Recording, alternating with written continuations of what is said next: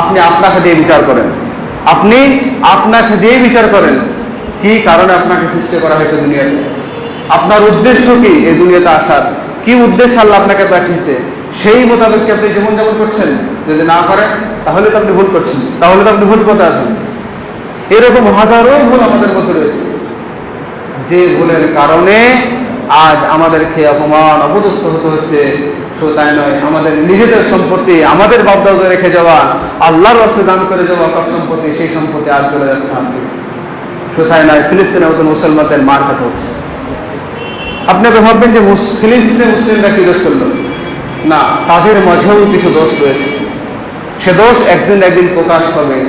তারা কিছু না কিছু বড় ধরনের অন্যায় করেছিল, অবশ্যই করেছিল, যার কারণে তাদের উপরে এত বড় ভয়াবহ আযাব আসছে। জালেমরা তাদের প্রতি এত ভয়ানক আযাব দিচ্ছে। নাহলে কেন আল্লাহ তাদের আত্মনা, তাদের বাকি কেন আল্লাহ সাড়া দেবেন না?